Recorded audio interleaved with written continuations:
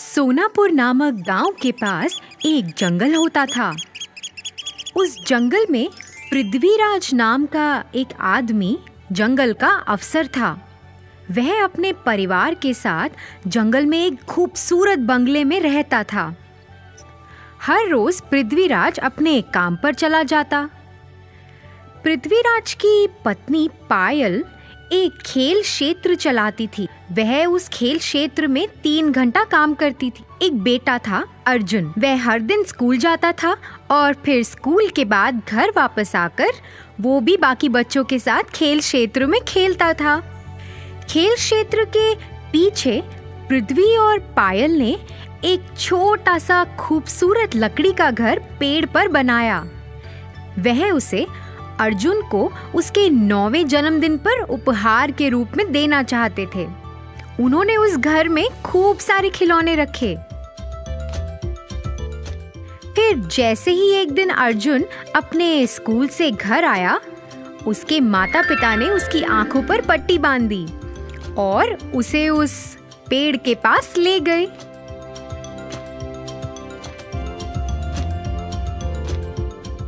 जैसे ही अर्जुन ने वह घर को देखा, वह बहुत खुश हुआ। वह अपना आधा दिन उस लकड़ी के घर में ही बिताता था। एक दिन अर्जुन उस घर से अपने घर की ओर भागता हुआ आया। उसने एक चित्र बनाया था। भागते भागते अर्जुन का पैर फिसला और वह जमीन पर गिर गया। उसने जमीन पे सीप के आकार का एक शंख देखा। उसे उत्सुकता हुई कि ये क्या है, तो उसने मिट्टी में अपना हाथ डाला और उस सीप को निकाल लिया। जब उसने उसे खोला तो उसमें 2 चमकीले सुनहरे रंग के अंडे थे। हाँ हाँ, ये तो कितने सुंदर हैं। मैं तो इन्हें अपने लकड़ी के घर में रखूंगा। अर्जुन उन अंडों को लेकर अपने लकड़ी के घर में चला गया।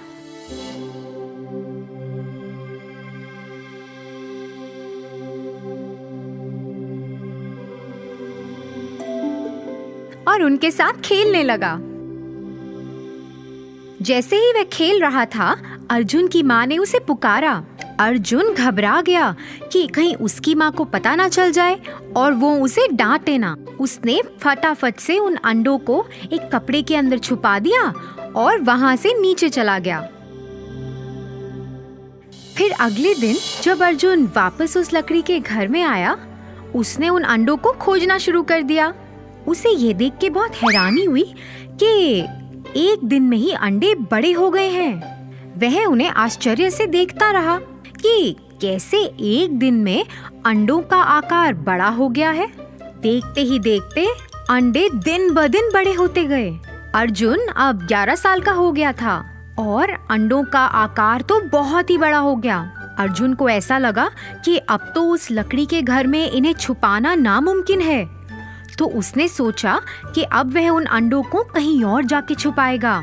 दूसरा स्थान खोजने के लिए वह अपनी साइकिल पर घर के आसपास देखने लगा। उसने एक पुराना सा घर देखा। उसने सोचा कि यह अच्छी जगह है जहां वह अपने अंडों को छुपा सकता है। वह जल्दी अपने घर वापस आया, उन अंडों को लिया और जल्द ही उस पुराने बंगले की ओर चला गया।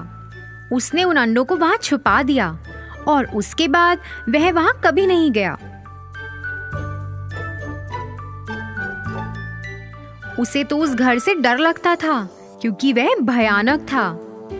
ऐसे ही कुछ साल बीतते गए। अर्जुन के 18वें जन्मदिन पर अर्जुन हिमेश को अपने साथ उस पुराने बंगले में चला गया। जैसे ही उन्होंने घर का दरवाजा खोला, दोनों आश्चर्यचकित रह गए। अंडे तो उनसे भी बड़े हो गए। ये क्या था? इतने बड़े कैसे हो गए अंडे? क्या ये सचमुच के सुनहरे अंडे थे? उनके दिमाग में ऐसे ख्याल आने लगे। दोनों ने तय किया कि वह अंडों का राज जानेंगे। इसीलिए वह पुस्तकालय में चले गए और कुछ किताबें पढ़ने लगे जिससे उन्हें अंडों का ज्ञान हो। पढ़ते पढ़ते अर्जुन को कुछ प्राप्त हुआ। अर्जुन ने यह पढ़ के हिमेश को सुनाया कि ये सुनहरे अंडे तो बहुत खास हैं। ये शुरू में तो बहुत छोटे होते हैं और सीप के आकार के शंख के अंदर होते हैं, मगर जैसे ही इन्हें कोई छूता है और उस शंख से बाहर निकालता है, धीरे धीरे ये बहुत बड़े होने लगते हैं। जो भी इन अंडों को सबसे पहले छूता है वो इन अंडों का मालिक बन जाता है। ये जादुई अंडे हैं। इन अंडों में इतनी ताकत है कि ये किसी को भी दूसरी दुनिया में लेकर जा सकते हैं। ऐसा करने के लिए अंडों के मालिक को अपनी पहली उंगली अंडों पर रखनी है। एक बार में सिर्फ 2 लोग ही जा सकते हैं। ऐसा करने के लिए जैसे ही वह उस अंडे के अंदर जाएंगे, वह अपनी इच्छा प्रकट कर सकते हैं और अंडे उनकी इच्छा कबूल कर लेंगे। अरे वाह, ये तो कितनी अच्छी बात है। अर्जुन और हिमेश वापस उस पुराने घर में गए। अर्जुन ने अपनी पहली उंगली अंडे पर रखी। जैसे ही उसने ऐसा किया, अंडे खुल गए। दोनों एक एक अंडे के अंदर शामिल हो गए। हमें अंतरिक्ष में ले जाओ। जैसे ही उन्होंने ऐसा कहा, दोनों अंतरिक्ष में पहुंच गए और उड़ने लगे। दोनों ने बहुत मजा उठाया और फिर वापस अंडे में आ गए। उस दिन से दोनों अलग अलग जगहों पे जाते थे। एक बार वह ऐसी दुनिया में गए जहां बहुत प्रकार के फूल थे। उन्होंने आसमान की यात्रा की, बादलों में से गुजरते हुए, और धरती को वहां से देखा।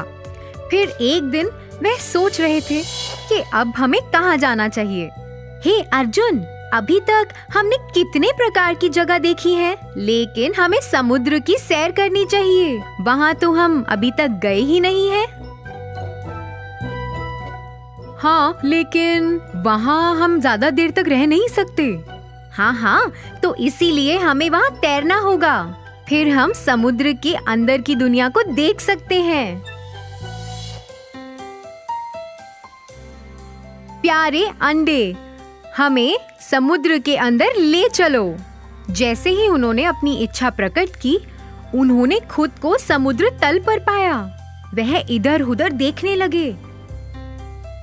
समुद्र में भिन्न भिन्न प्रकार की मछलियां थीं, फूल पौधे थे और कई अलग अलग तरह के जीव थे। वह तो समुद्र के अंदर की दुनिया को देखकर हैरान रह गए थे।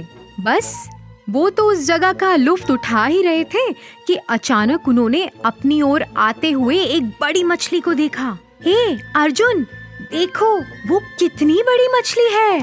हे भगवान, ये तो बहुत भयानक लग रही है।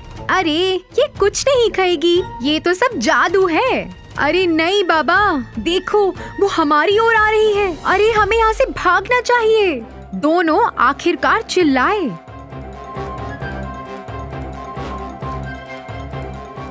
मेरे सुनहरे अंडे, मुझे यहाँ से वापस ले चलो।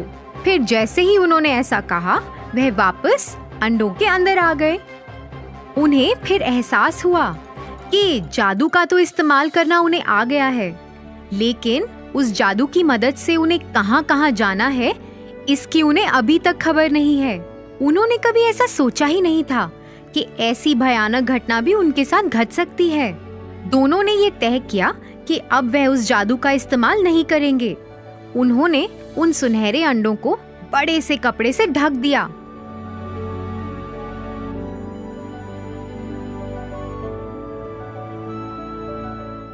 उन्होंने दरवाजे को भी अच्छे से बंद कर दिया ताकि कोई और भी उस घर में ना जा सके। इसके बाद वह दोनों उस घर में मुड़कर कभी वापस नहीं लौटे। तो बच्चों, इस कहानी से हमें ये सीख मिलती है कि हमें अपनी सीमा से बाहर जाकर कुछ भी नहीं करना चाहिए, नहीं तो हमें मुसीबतों का सामना करना पड़ सकता है।